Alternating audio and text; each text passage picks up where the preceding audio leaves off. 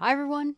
Jill from the Northwoods. How are you? I hope that your week has been great and whatever goals it is that you're trying to get at, you're doing great at them. That's my whole thing. Helping people get to their goals one small step at a time. In fact, helping myself get to my own goals one small step at a time. Well, this week, I lost no weight at all. And so I'm sort of stuck, like I said, this close to 80 pounds. So that will probably be maybe where I'm going to officially stop trying to lose weight. So here is where we were at. So I was at 252 during the pandemic. That is when I decided that I had to lose weight because COVID was making people with diabetes, bad stats, and who are overweight sicker. So I decided now's the time. I could have, and I thought about just deciding to play video games. My first thought was, oh, I'm going to play video games. My second thought was, I'm going to make ice cream. And then I started to panic that I was going to put on even more weight for however long this lasted. Hi, thanks for coming to the live show. I appreciate you being there. And I dropped 16 pounds, basically on a less refined version of the diet I'm on right now. So I dropped 16 pounds over the course of 3 years, very slow. And then I realized, that's when I started realizing I have a problem. I am no longer losing weight.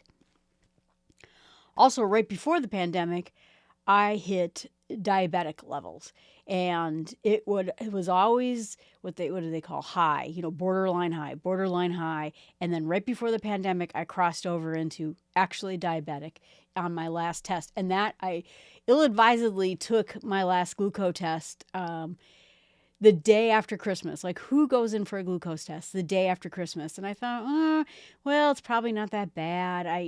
Christmas cookies and, all this other stuff's probably not that bad. And then I ended up going back to the doctor because she wanted to follow up with me. Ended up being 3 years later, pandemic, doctors are busy doing other things. I thought they had bigger fish to fry than me. I lost weight, and I did drop then by the time I did get back to the doctor down 25 points on my glucose, but that was me being really good. That was me doing high protein, high fiber, low carbs, and I still was diabetic, and I had, like I said, only dropped 16 pounds.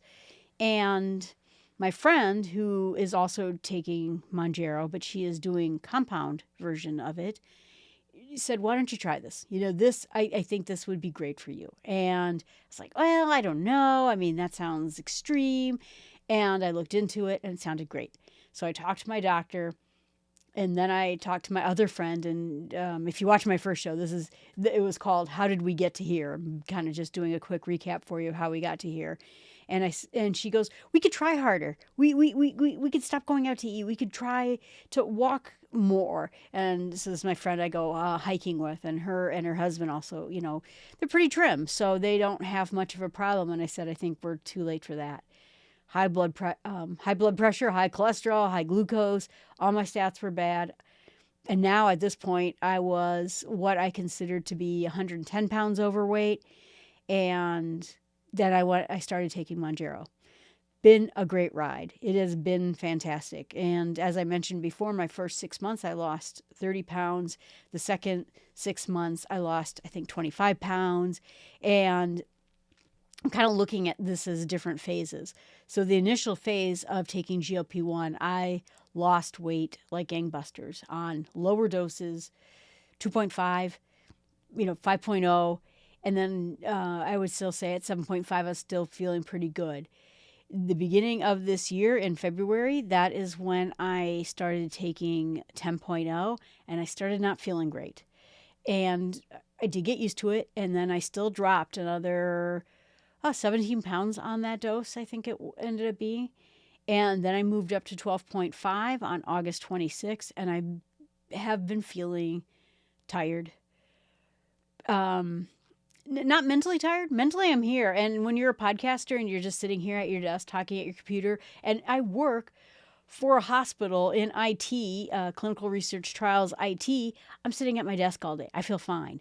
But as soon as I go for a walk, as soon as I do any sort of exercise, as soon as I bring the salt down to my water softener down in my basement, I am wiped out. The slightest amount of activity just completely wipes me out. And so I've been trying to up my calories to see, if maybe that was it. Make sure my nutrition's in place, make sure that I'm drinking plenty of water, which I do.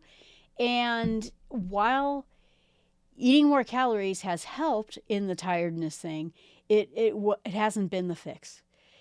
I can literally see, I use an app called Welltory, and you can see that my body thinks it's really stressed out and really low on energy, and that my heart is showing it. Basically, this Welltory app uses data from the Apple Watch. My body is stressed out, is basically where I'm going with this. And I started thinking about it. I went up to visit my family, my mom and my brother, and I had a long time to think while I was sitting in the car driving about, this is not healthy for me to feel this tired all the time, to feel dragged out. And because I'm dragged out, I don't feel like exercising. I don't feel like raking the lawn. I'm just doing minimal moving now. And so I started taking into consideration a little bit about what my doctor said back in August. So it's kind of funny. I mentioned this before. He usually sees me once a year. And so I make an appointment every August, and then, we chat. And he says, well, if you're going to go up to 12.5, why don't you make a 3-month appointment? And I was like, why? I mean, that seems soon and costs money, and why?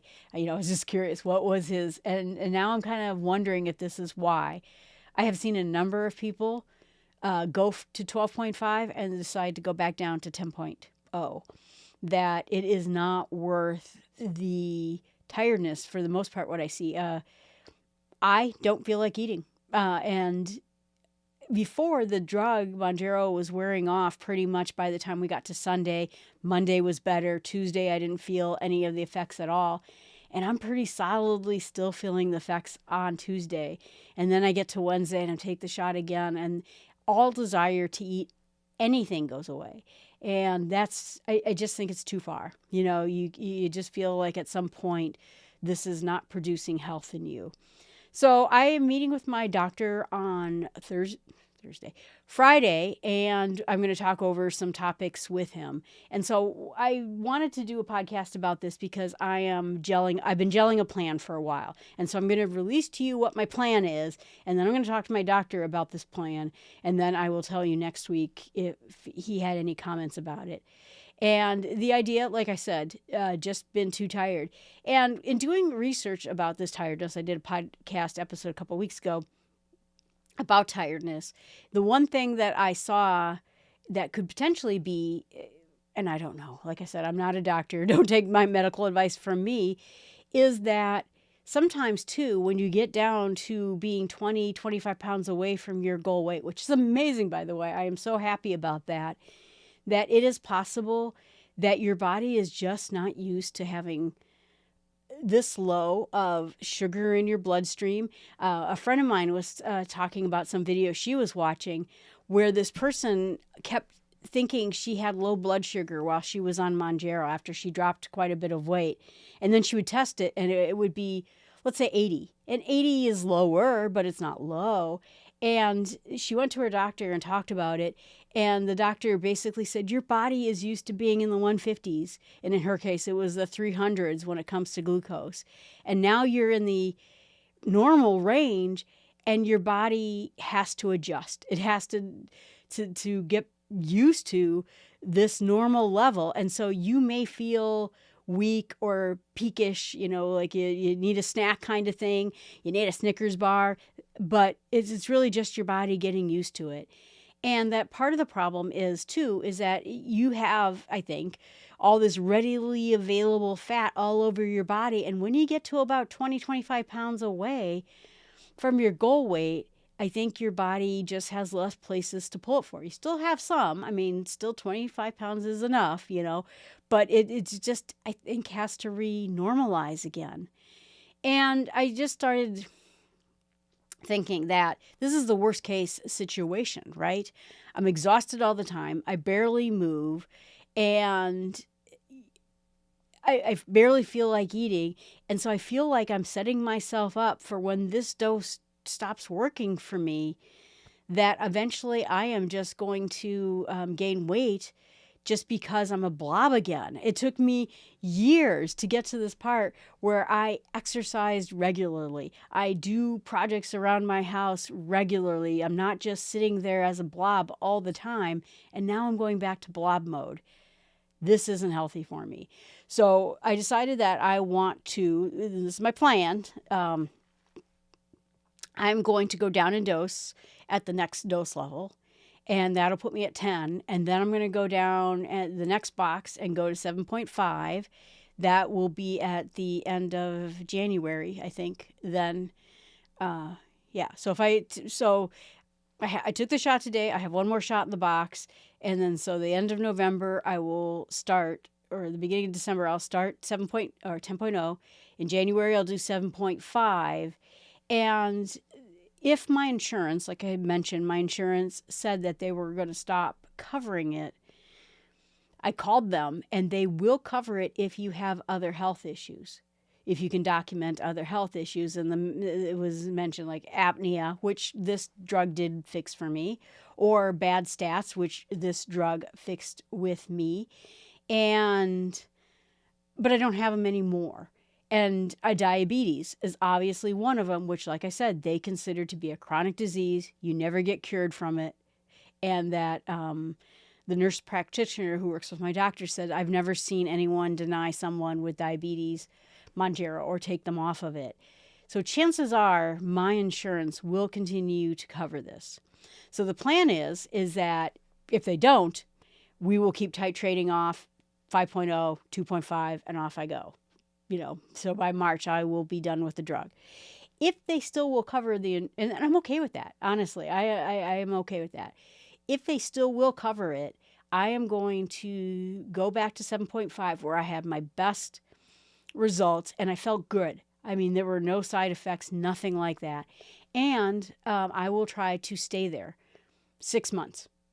If everything's going well and I'm not putting on weight and my stats are great, then I will try to titrate down to 5.0. And then I will go another 6 months. And then if I'm still doing great, then I will titrate off. That's the general plan I have. Or perhaps the pill comes out, which it's supposed to come out in March, and it's doing great for maintenance. And maybe I will see if I can go on a maintenance dose of the pill. So that's the generalized plan that I have going on right now, which will give me training wheels for keeping the weight off. Now, I watch people. Like I said, I watch a lot of the people on here with YouTube, and there's people who will come out and say, and I don't doubt them, if I go off this drug, I will gain all the weight back. So I am never going off this drug. I will always be, and most of them are on a maintenance dose of somewhere around 5. And maybe that's going to be the case. Maybe that's what's needed. I'm hoping that the pill will replace that 5 milligram dose, but I don't know. And then I'm going to try to stabilize like my doctor suggested to me in August, and I'm not going to try to lose any more weight right now. I'm trying to get to that 80. I'm still going to lose like that 1 pound, so I can just say I lost 80 pounds, but we're not really going to work on it as a major goal. And in the audience, it says, if familiar with blob mode and also trying to adjust calorie intake to keep up energy. Yes, absolutely. So the idea is that if I go down in lower dose, I will gain more energy. I will I will absolutely start getting hunger signals again. I will start getting food craving sounds again. This was never my problem. My problem was always ADHD impulse control. And that goes something like, hey, I'm going to eat a steak. I'm going to have a shake. I'm going to buy a car. I'm going to go over here. I'm going to go over there. It's this constant, almost boredom reaction. And so I'm also going to talk to my doctor about going on ADHD medication to see if I can't control the source of my overeating, which I believe is to be ADHD. So calories, what I'm going to do is I've been trying to eat around 1,200 calories a day. I am going to start titrating up, if I could use the word titrating, 50 calories a week, going up, going up, going up. So if you look at my BMR, and BMRs are there's a lot of calculators out there. My scale gives me a calculation based on how much muscle I have and how much lean mass I have. It says around 1,300.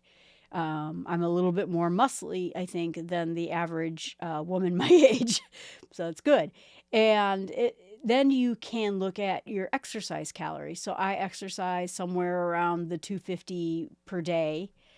And so you can decide to add that back. I've decided I'm only going to add back 50% of that, just because usually your exercise stats, how much credit you get from your watch or your device is usually over an overestimate.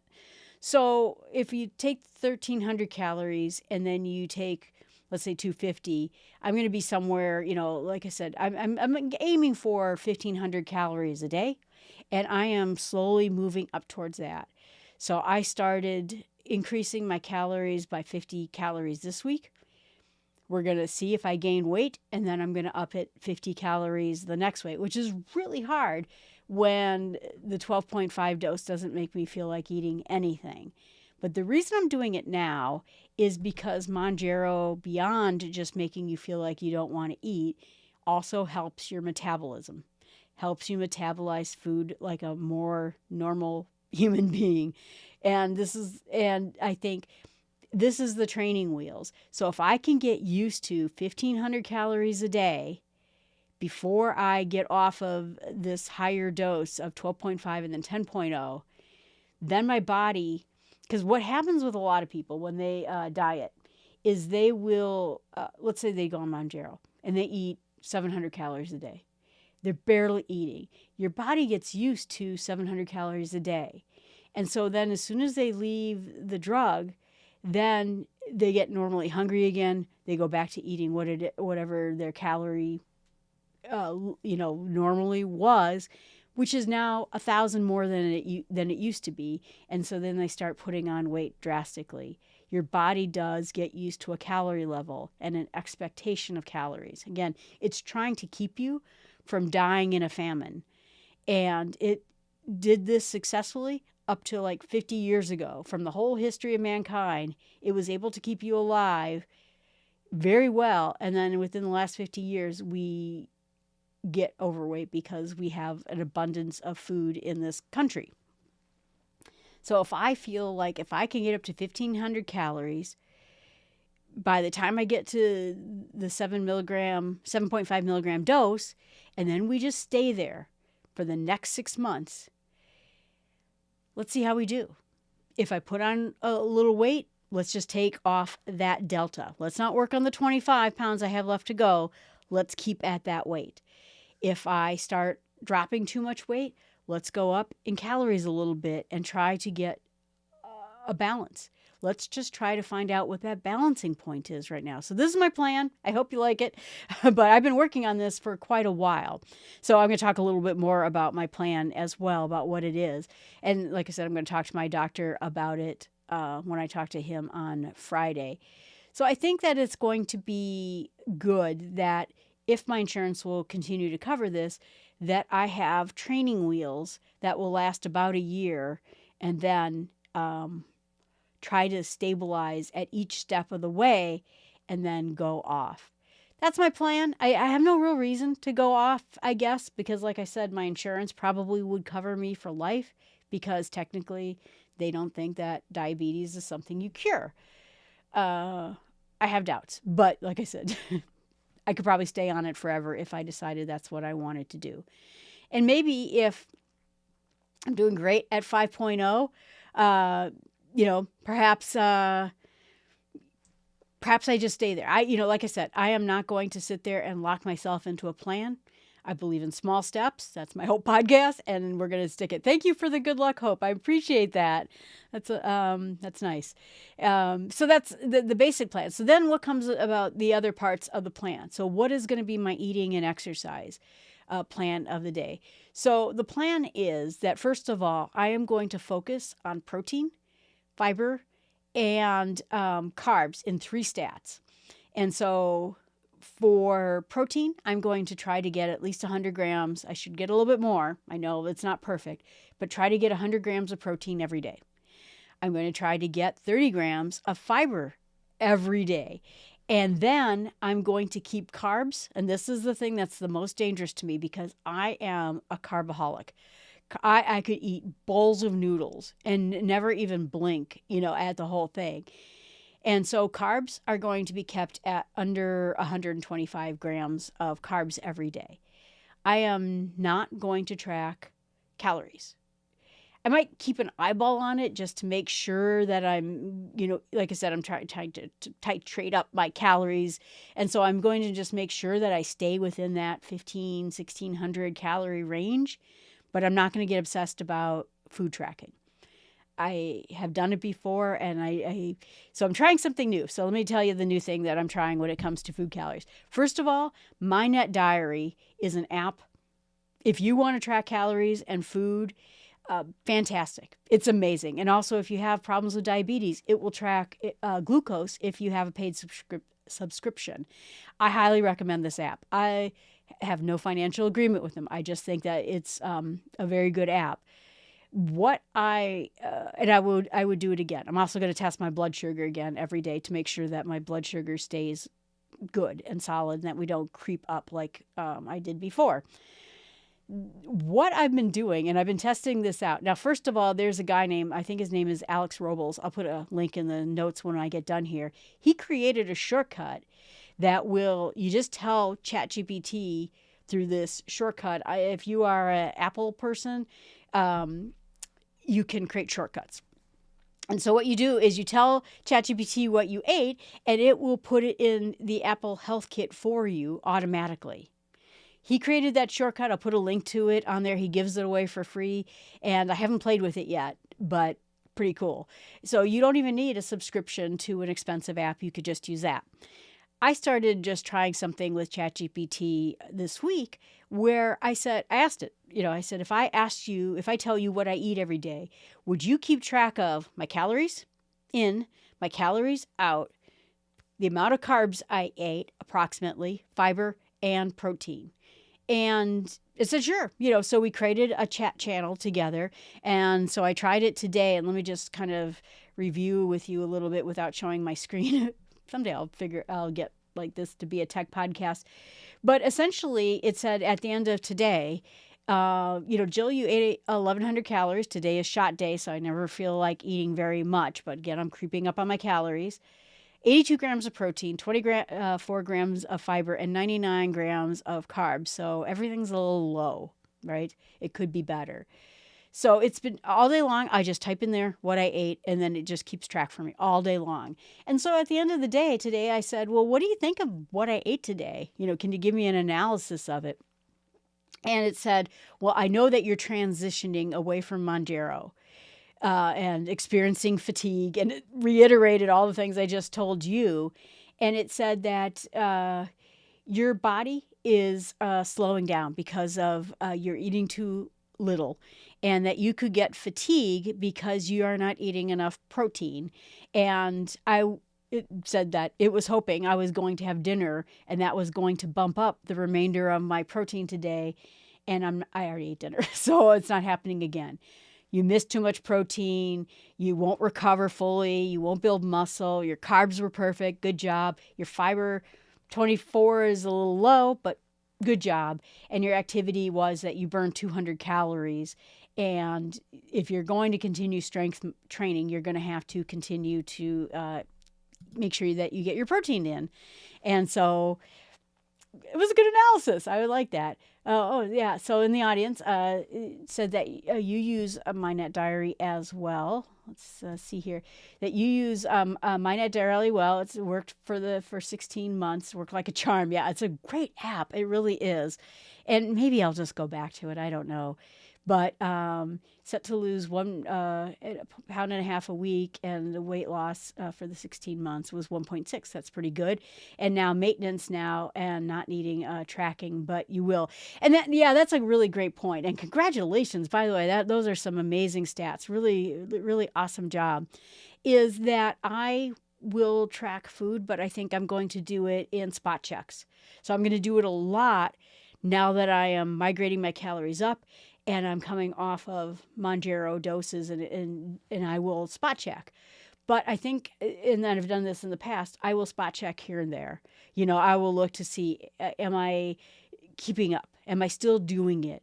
And my hope is that I will get into a successful eating pattern where I neither gain weight or lose weight for a little period of time, and I won't worry about it. But if I see my weight creeping up or I see my weight creeping down, I'm going to do some spot checks.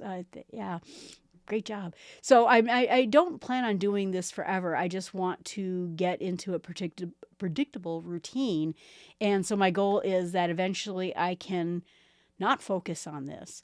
So that's kind of the plan. So I was kind of impressed what ChatGPT did, that it was able to keep track of this for me. And I'm going to keep with a lot of I've been, doing this now for about 17 months. And I built some good habits.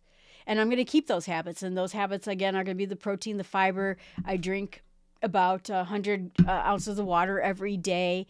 And I'm going to keep those habits. Again, exercising every day. I'm going to keep that habit as well. And then just generally not be such a blob. I am such a blob right now. And it's just, like I said, I'm hoping as the drug eases its grip on me, I will start feeling a little bit better. And then I will start to become a little bit more active. Someone asked me, they said, well, gosh, you lost 80 pounds. You must feel great. And I wish the answer was yes. I just don't feel great right now. And I'm hoping that once I go back down to 10, I will feel better. And when I go to 7.5, I'll feel even better. The other things that I'm planning on doing is trying to do Tabatas in the morning. And if I should do a whole podcast about Tabatas and why they're good. But I think it was also called the Norwegian 4x4.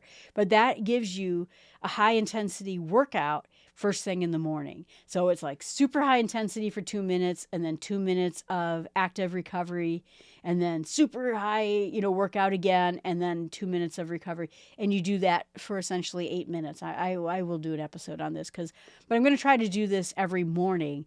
Then I go to my trainer 3 times a week where I lift weights. And that's the other indication that I think I'm not eating as well as I could be, is that my weight has not gone up with my trainer. That my friend, being very helpful today, she goes, really, you're going to use that pound? We do these bench presses. And she says, oh, wait, we do the same one. Usually you do heavier weights than I do. And I'm like, yes, thank you. I'm feeling miserable right now. So I'm not doing my best when it comes to weightlifting. And so I'm hoping that will go up as well. Yeah, I was wondering about eating that. Interestingly enough, just on the calorie side of things. So I've been increasing my calories. And when I went up to visit my mom and brother last week, I ate out twice. I nearly had 2,000 calories one day, which was the most calories I've had in 17 months. And then I've been, like I said, I've been eating, with this increased calorie. And I still have not felt better. So I thought it was going to be that I'm just eating too low of calories right now. And it just is not getting better. I don't know if Mounjaro, I hear it does, makes you tired all by itself, but I am tired all by itself. I think it's beyond just the calories. So this is the plan. This is what we're going to see. Like I said, I'm going to talk to my doctor Friday and see if he likes my plan too. And so someone mentioned that you're on maintenance now. Does that mean a maintenance dose also? So are you on a maintenance dose, or did you go off entirely for my audience? And we'll find out here in just a minute if she's on a maintenance dose. But we're going to find out. Like I said, I'm not a believer in locking yourself in. Go see how you feel, and then adjust accordingly. And I think that I'm going to find out that once I drop my dose, I'm going to start feeling more energized and I'll be able to exercise a little bit more. But this goal is by the time so I'm Jill in the North Woods, right? We're cold now and wintry, but my goal is by next spring that I am at full force, that I'm feeling great, and that. All right, so like I said, increasing calories. If you look at calorie increases, they do recommend that you go very slowly and keep it under 50, and that if you put on more than 2 pounds 2 weeks in a row consecutively, then you back off a little bit for a little while, get your body used to it, and then you can try going up again. So the other part that I want, let me see here. So let me just get my notes here. Is that, you can expect. And so the other part, I talked about my exercise plan. I talked about my eating plan. But the third plan, and the most important, you went up to, yeah, okay. So you went up to 5.0, but still there since May. Yeah, that's great. And I did, like I said, great at 5.0, and I did really great at 7.5. It was really 10 that got me. So the other part is expectations, right? So by going off of this drug that ghrelin will get loud again. That's the hunger hormone. That the stomach will empty faster. So that will mean that food will vacate your system sooner than it has been since I've been on there. And it's possible, too, that you could get food cravings, just simple, plain old food cravings. And so I have a plan in place basically for eating. Like, what is it I'm going to eat when I feel like I want a salty snack? What is it I'm going to eat when I feel like I want a sweet snack? And trying to realize, too, here's the funny thing, right? So you get those commercials and it says, hungry? Get a Snickers bar, and they hold up Snickers bar. You do not have to eat every time you feel hungry, right? We all lived in eras where we'd go home and say, Mom, I'm hungry. And she'd say, honey, dinner is 2 hours away. You can wait.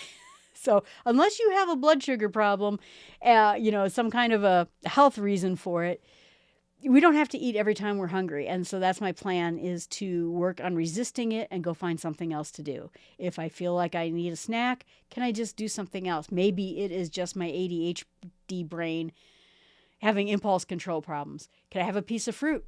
Can I have a teaspoon or a tablespoon of peanut butter? Can I have a small yogurt? I've been eating keto bread, and I get this avocado smash that's from Costco, and it has 100 calories in it.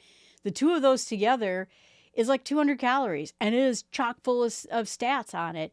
And so don't make fun of me because I'm eating avocado toast, but it was a pretty good snack. I'm having a plan in place for when I really want a snack or need a snack, that I can find some healthy things. Sweet craving is by having a barbell protein bar. Yeah, that's a really awesome point, is that I started getting the Owen protein stuff, and drink, and like, when you feel like you want something, because they're coffee flavored, they're sweet, they got some caffeine in them, have one of those. It's perfectly acceptable, to have some of those. So I've been working, instead of a protein bar, I have problems with the bars. They get all gummy and gooey, and I don't know why I'm having problems with the protein bars, but I don't have any problems with the protein drinks. So, that's a great way to have a snack, as a protein drink. And then it was also mentioned in the chat, cheese squares. Yep. Having cheese squares is also another very good high protein snack. Nuts. It's funny. Nuts is disparaged by so many dieting apps, but a little package of Trader Joe's raw mixed nuts, or any mixed nuts without a lot of sugar and things in it, perfectly good snack, So I think that that's part of my plan as well. So I'm really trying, in this particular case, to set myself up for good things. Now, the last part that I am staying away from is, I know that I had certain food and snack addictions before. Like I said, I could eat a whole bowl of noodles. There will be no bowl of noodles. Noodles, if I have any, will be a side dish, and it will be limited to like one little cup of noodles. Or any other addiction. Those are going to be introduced slowly back into the system. I will not eat them in the amounts. They will get back to their appropriate size and portion. And then I had a Diet Coke addiction. So I drank 6 cans of Diet Coke a day, and I was just hopeless. I tried to quit during the pandemic when the can prices went through the roof, and I just couldn't quit it, and I'd have quit it. So there's going to be no more soda. No more soda, particularly the caffeine soda. So it's, I'm going to avoid the very things that caused me a woe in the first place. And we're just going to do some other things. And then that's kind of just the general plan. And then next week, I hope to talk about some more hints about how do you stabilize. I've been doing research. I've been waiting for this I'm going to quit Mounjaro moment for the last 18 months, because I knew at some point, whether I stay at a low dose or I quit entirely, this day was going to come. And so I've been focusing all my research on what am I going to do and coming up with a plan, and this is my plan. It was mentioned too that nuts are good, but sometimes the salted ones, maybe avoid those. Yeah, they might be too high in salt. And mentioned that coffee with chocolate protein powder. Oh, that's a great idea. And oat brownies, flavored protein, and then the hot chocolate. And that helps your sweet tooth. And that's absolutely a great idea. So I tend to have more of a salt problem. And so the nuts, kind of hit that a little bit, but getting maybe lesser salt to nuts. And then also the coffee with the protein. So my friend, who is also on Mounjaro, she has been making up these really interesting concoctions where she does overnight oats. She puts this peanut butter powder that has some protein in it, and then she puts protein powder in it.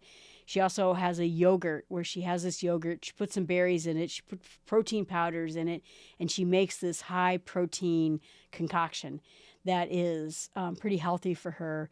And she has done very well with that. I have been making smoothies. So I have one of those Ninja smoothie makers. And so I put in protein powder, whey power, a little bit of the stuff that, adds to the protein, the little bits and pieces of nuts. What are stupid things called? They're not nuts. They're bran of some kind. And I mix that in with some fruit, some milk, and I blend the whole thing together and some ice, and I have kind of a shake.